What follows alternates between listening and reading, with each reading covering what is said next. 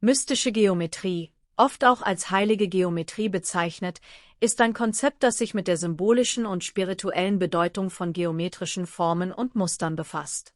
Diese Formen und Muster werden seit Jahrtausenden in verschiedenen Kulturen und Religionen als Ausdruck von universellen Wahrheiten und als Werkzeuge für spirituelles Wachstum verwendet. Die mystische Geometrie geht über die bloße Mathematik hinaus und betrachtet geometrische Formen als Manifestationen der zugrunde liegenden Prinzipien des Universums. Sie symbolisiert die Harmonie und Ordnung, die in der Natur, im Kosmos und in der menschlichen Seele existiert. Diese Formen sind nicht nur mathematische Konstrukte, sondern werden als Träger spiritueller Bedeutungen angesehen. Ein einfaches Beispiel ist der Kreis, der in vielen Kulturen als Symbol für Einheit, Unendlichkeit und den Kreislauf des Lebens verstanden wird. Der Kreis hat keinen Anfang und kein Ende, was ihn zu einem idealen Symbol für das Göttliche macht. Die heilige Geometrie ist tief in der Geschichte der Menschheit verwurzelt. Sie taucht in den frühen Zivilisationen auf und hat sich über Jahrtausende hinweg entwickelt und verändert. Ihre Prinzipien finden sich in den Pyramiden von Gizeh, in den Tempeln von Angkor Wat, in gotischen Kathedralen und sogar in der modernen Architektur. Diese Geometrie ist nicht nur in Bauwerken, sondern auch in Kunstwerken, Symbolen und spirituellen Lehren präsent. Sie wird verwendet, um komplexe metaphysische Konzepte zu erklären und den Menschen eine tiefere Verbindung zum Universum zu ermöglichen. Schon in frühesten Kulturen lassen sich geometrische Prinzipien erkennen, die mit kosmologischen und spirituellen Überzeugungen verbunden sind. Einer der frühesten Hinweise auf das Verständnis von geometrischen Prinzipien in der Menschheit findet sich in den Megalithbauten, die vor Tausenden von Jahren errichtet wurden. Diese Bauwerke, wie beispielsweise Stonehenge in England oder die Karnak-Steine in Frankreich, weisen eine präzise Ausrichtung auf astronomische Ereignisse auf, was auf ein tiefes Verständnis von Geometrie und Astronomie hindeutet. In der antiken Welt war die Geometrie eng mit der Astronomie verbunden. Die Babylonier und Ägypter nutzten geometrische Prinzipien zur Kartierung der Sterne und zur Erstellung von Kalendern, die für ihre Landwirtschaft und religiösen Rituale von entscheidender Bedeutung waren.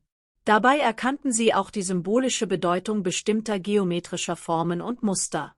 In Ägypten spielt die Geometrie eine zentrale Rolle in der Architektur, insbesondere beim Bau der Pyramiden.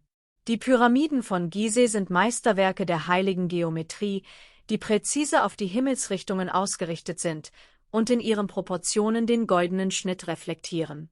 Es wird angenommen, dass die Pyramiden nicht nur als Gräber, sondern auch als spirituelle Maschinen dienten, die die Seelen der Pharaonen in die höheren Sphären befördern sollten. In Griechenland verbanden Philosophen wie Pythagoras und Platon die Geometrie mit der Philosophie und der Vorstellung des Kosmos als ein geordnetes Ganzes. Pythagoras, bekannt für den nach ihm benannten Satz, glaubte, dass die Zahlen und die ihnen zugrunde liegenden geometrischen Formen die Essenz des Universums darstellen. Die platonischen Körper, wie der Würfel und das Tetraeder, wurden als perfekte Formen betrachtet, die die Grundstruktur des Kosmos widerspiegeln.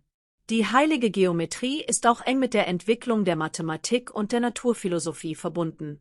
In Indien wurde die Geometrie für die Konstruktion von Tempeln und Mandalas verwendet, die das Universum in Miniaturform darstellen sollten.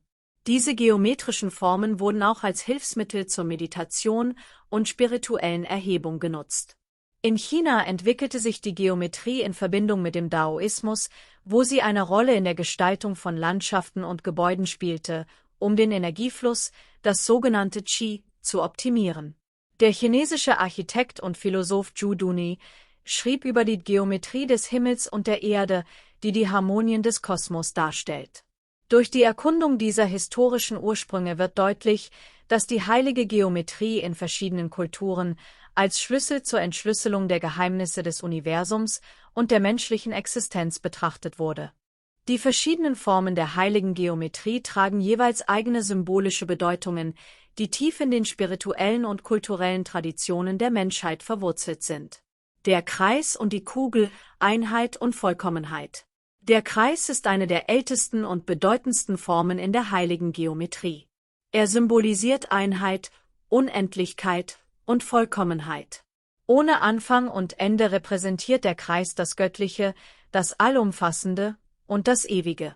In vielen Kulturen wird der Kreis auch als Schutzsymbol angesehen, das böse Geister abwehrt und das Heiligtum definiert. Die Kugel, die dreidimensionale Entsprechung des Kreises, erweitert diese Symbolik. Sie wird oft als Symbol des Universums oder der Gesamtheit der Schöpfung betrachtet. In der alchemistischen Tradition stellt die Kugel die Vollendung des großen Werkes dar, den Lapis Philosophorum oder Stein der Weisen. Das Quadrat und der Würfel, Stabilität und Materialität. Das Quadrat ist eine weitere fundamentale Form in der heiligen Geometrie. Es steht für Stabilität, Ordnung und Materialität. In der Architektur wird das Quadrat häufig als Grundriss verwendet, da es eine solide Basis darstellt und harmonische Proportionen ermöglicht. Das Quadrat symbolisiert auch die 4 Himmelsrichtungen und die 4 Elemente: Erde, Wasser, Feuer und Luft.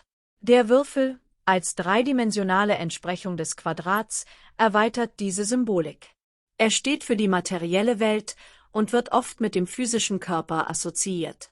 In der platonischen Philosophie wurde der Würfel mit dem Element Erde in Verbindung gebracht, was seine Rolle als Fundament der physischen Realität unterstreicht. Das Dreieck und die Pyramide, Harmonie und spirituelle Verbindung.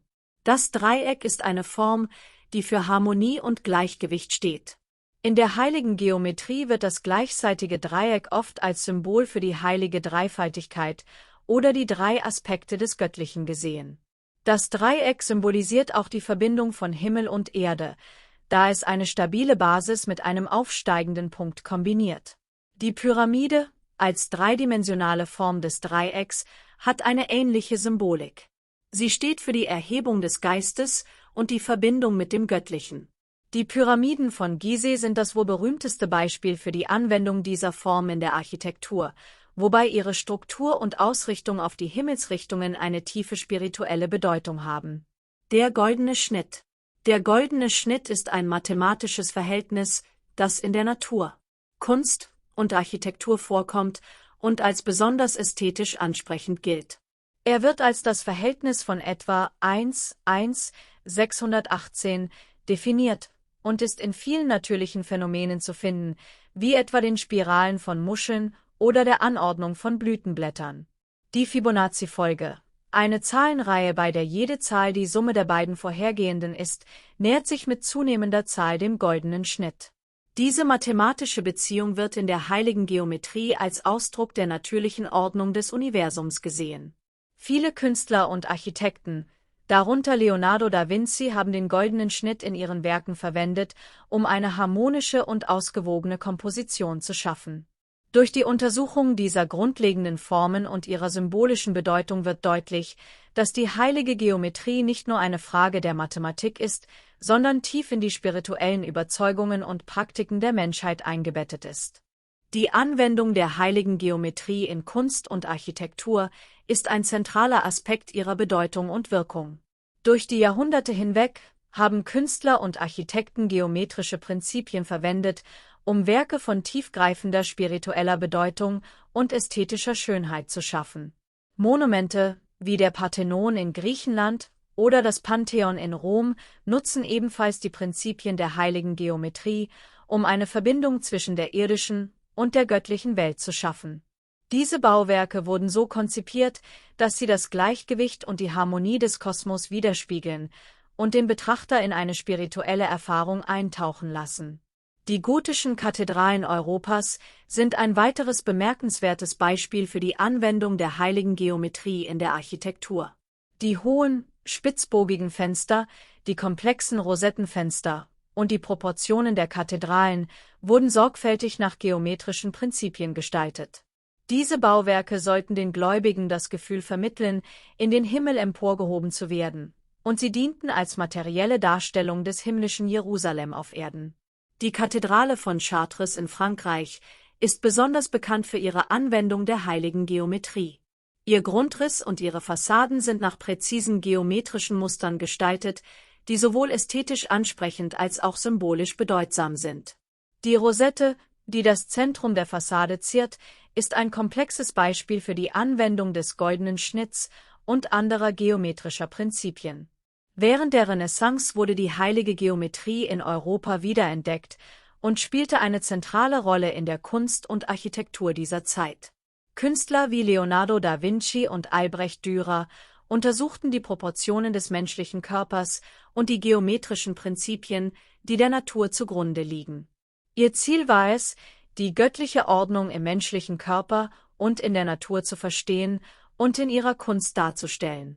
Leonardo da Vincis berühmte Zeichnung des vitruvianischen Menschen ist ein perfektes Beispiel für die Anwendung der heiligen Geometrie in der Kunst. Diese Zeichnung zeigt die Proportionen des menschlichen Körpers, die nach dem goldenen Schnitt und anderen geometrischen Prinzipien gestaltet sind, und stellt eine Verbindung zwischen dem Mikro- und Makrokosmos her. Moderne Anwendung in der Kunst. Auch in der modernen Kunst spielt die heilige Geometrie eine wichtige Rolle. Künstler wie Piet Mondrian und Wassily Kandinsky nutzten geometrische Formen, um spirituelle und emotionale Zustände auszudrücken. Mondrians berühmte Gemälde, die aus einfachen rechteckigen Formen und primären Farben bestehen, sind Beispiele für die Anwendung geometrischer Prinzipien, um eine universelle Harmonie und Ordnung zu schaffen. In der Architektur haben Designer und Architekten wie Frank Lloyd Wright und Le Corbusier die Prinzipien der heiligen Geometrie verwendet, um Gebäude zu entwerfen, die sowohl funktional als auch ästhetisch ansprechend sind. Diese Gebäude sind oft so gestaltet, dass sie mit ihrer Umgebung harmonieren und die natürliche Ordnung widerspiegeln. Durch die Untersuchung dieser Beispiele wird deutlich, dass die heilige Geometrie eine tiefgreifende Wirkung auf die Kunst und Architektur ausgeübt hat und auch weiterhin ausübt.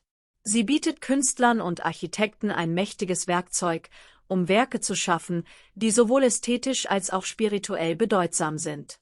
Die heilige Geometrie hat in vielen spirituellen Lehren und Traditionen eine zentrale Bedeutung, wo sie als Schlüssel zur Entschlüsselung der Geheimnisse des Universums und zur spirituellen Erleuchtung betrachtet wird.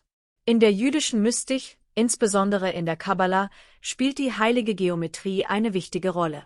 Der Baum des Lebens, ein zentrales Symbol der Kabbala, ist eine geometrische Darstellung der göttlichen Kräfte und der Struktur des Universums.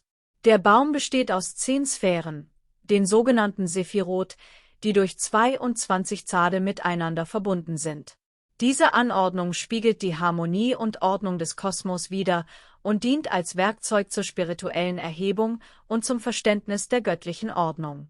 Der Baum des Lebens wird oft in Verbindung mit dem Konzept der Merkaba gebracht, einem geometrischen Symbol, das aus 2 ineinandergreifenden Tetraedern besteht und als Lichtkörper oder Gefährt für die Seele betrachtet wird.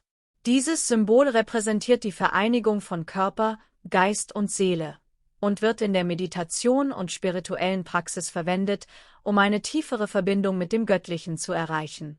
In der östlichen Spiritualität, insbesondere im Hinduismus und Buddhismus, spielen Mandalas und Yantras eine zentrale Rolle. Diese geometrischen Muster werden als Werkzeuge zur Meditation und spirituellen Erleuchtung verwendet. Ein Mandala ist ein komplexes, kreisförmiges Design, das das Universum in Miniaturform darstellt. Es dient als visuelles Hilfsmittel, um den Geist zu fokussieren und den Praktizierenden in einen Zustand der Einheit mit dem Kosmos zu führen. Yantras sind ähnlich wie Mandalas, jedoch oft einfacher in ihrer Form und spezifischer in ihrer symbolischen Bedeutung. Ein bekanntes Yantra ist das Sri Yantra, das aus 9 ineinandergreifenden Dreiecken besteht, die das gesamte Universum repräsentieren. Es wird in der hinduistischen Tradition als ein mächtiges Symbol der göttlichen Energie betrachtet und in der Meditation verwendet, um die spirituelle Kraft zu erhöhen und eine Verbindung zum Göttlichen herzustellen. Das Verhältnis zur Alchemie und esoterischen Lehren. In der westlichen Esoterik und Alchemie spielt die heilige Geometrie ebenfalls eine wichtige Rolle. Alchemisten betrachteten geometrische Formen als Schlüssel zur Umwandlung von Materie und zur Erreichung der spirituellen Erleuchtung. Die platonischen Körper, die 5 perfekten geometrischen Formen, wurden als Symbole der Elemente betrachtet und dienten als Modelle für die alchemistischen Prozesse der Transformation. Das Symbol der Blume des Lebens, ein komplexes Muster aus sich überschneidenden Kreisen, ist ein weiteres Beispiel für die Anwendung der heiligen Geometrie in der Esoterik. Es wird als Darstellung der Grundstruktur des Universums betrachtet und dient als Werkzeug zur Meditation und spirituellen Entwicklung.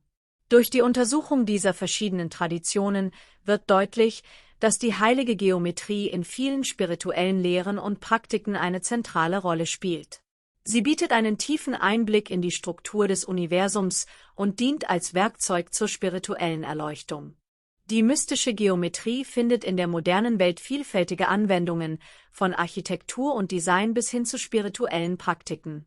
In der zeitgenössischen Architektur wird die heilige Geometrie verwendet, um Gebäude zu entwerfen, die harmonisch mit ihrer Umgebung interagieren und gleichzeitig ästhetisch ansprechend sind. Ein herausragendes Beispiel ist die Louvre-Pyramide in Paris, entworfen von dem Architekten E.M. Pei. Diese moderne Interpretation einer Pyramide nutzt die Prinzipien der heiligen Geometrie, um ein Gefühl von Harmonie und Balance zu schaffen. Auch im Design, insbesondere in der Produktgestaltung und im Grafikdesign, spielen geometrische Prinzipien eine zentrale Rolle. Designer setzen den goldenen Schnitt ein, um Proportionen zu schaffen, die als besonders angenehm empfunden werden. Geometrische Muster werden verwendet, um Produkte zu gestalten, die sowohl funktional als auch visuell ansprechend sind. In der modernen Spiritualität hat die heilige Geometrie eine wichtige Rolle in Meditation und Energiearbeit übernommen. Praktiken wie die Nutzung von Mandalas und Yantras haben sich in westlichen spirituellen Kreisen verbreitet. Diese geometrischen Werkzeuge helfen dabei, den Geist zu fokussieren und die spirituelle Energie zu steigern. Ein weiteres Beispiel ist die Anwendung von geometrischen Kristallgittern, bei denen Kristalle in bestimmten Mustern angeordnet werden, um Energie zu leiten und Heilung zu fördern. Diese Praxis basiert auf der Annahme, dass bestimmte geometrische Anordnungen die energetischen Felder verstärken und eine tiefere Verbindung zur spirituellen Ebene ermöglichen können. In den letzten Jahrzehnten ist das Interesse an der Verbindung von Wissenschaft und Spiritualität gestiegen, wobei die heilige Geometrie eine zentrale Rolle spielt. Forscher und Wissenschaftler untersuchen mathematische und geometrische Prinzipien in der Natur und deren Verbindung zu spirituellen Überzeugungen und Praktiken. Ein Beispiel dafür ist die Erforschung von fraktalen, komplexen geometrischen Formen, die häufig in der Natur vorkommen und in der heiligen Geometrie als Ausdruck der unendlichen Schöpfung angesehen werden. Diese Studien fördern ein tieferes Verständnis der Beziehung zwischen der physischen und der metaphysischen Welt und unterstützen das Bewusstsein für die Einheit von Wissenschaft und Spiritualität. Durch diese vielfältigen Anwendungen und die fortlaufende Erforschung der heiligen Geometrie wird deutlich, dass ihre Prinzipien nicht nur historische Bedeutung haben, sondern auch in der modernen Welt eine zentrale Rolle spielen, sei es in der Gestaltung unserer physischen Umgebung oder in der Vertiefung unseres spirituellen Verständnisses. Obwohl die heilige Geometrie viele Bewunderer und Anhänger hat, gibt es auch Kritik und Skepsis gegenüber ihrer Anwendung und Interpretation. Einige Kritiker argumentieren, dass die Bedeutungen, die der heiligen Geometrie zugeschrieben werden, oft überinterpretiert oder aus dem Kontext gerissen sind. Sie sehen die Verbindung zwischen geometrischen Formen und spirituellen Prinzipien als rein spekulativ und nicht wissenschaftlich fundiert. Darüber hinaus wird die Verwendung von geometrischen Prinzipien in der Architektur und Kunst oft als rein ästhetisches Werkzeug betrachtet, ohne tieferen spirituellen Hintergrund.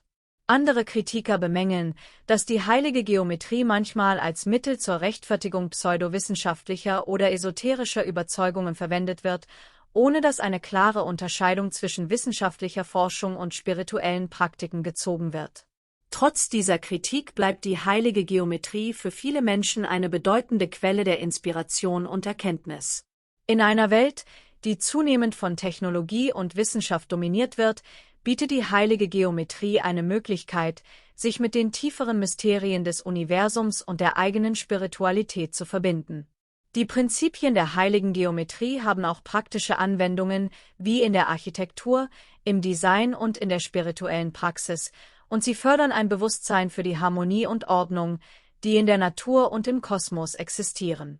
In der Zukunft könnte die heilige Geometrie eine noch größere Rolle spielen, insbesondere in der Erforschung der Schnittstellen zwischen Wissenschaft und Spiritualität. Mit den Fortschritten in den Bereichen Quantenphysik und Fraktalgeometrie könnte ein tieferes Verständnis der geometrischen Prinzipien, die dem Universum zugrunde liegen, zu neuen Erkenntnissen über die Natur der Realität und das menschliche Bewusstsein führen. Darüber hinaus könnten neue Technologien wie virtuelle Realität und künstliche Intelligenz dazu verwendet werden, die Prinzipien der heiligen Geometrie auf neue und innovative Weise zu erforschen und anzuwenden. Abschließend kann man sagen, die heilige Geometrie ist ein faszinierendes und komplexes Feld, das tief in der Geschichte der Menschheit verwurzelt ist und bis heute von großer Bedeutung bleibt.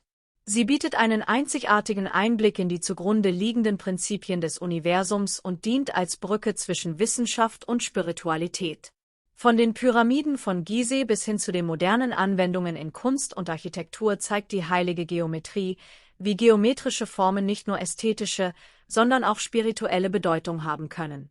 Sie ermöglicht es uns, die Harmonie und Ordnung, die in der Natur und im Kosmos existieren, zu erkennen und zu würdigen. Letztendlich zeigt die heilige Geometrie, dass das Verständnis der Welt nicht nur durch wissenschaftliche Erkenntnis, sondern auch durch spirituelle Einsicht und ästhetische Erfahrung erreicht werden kann.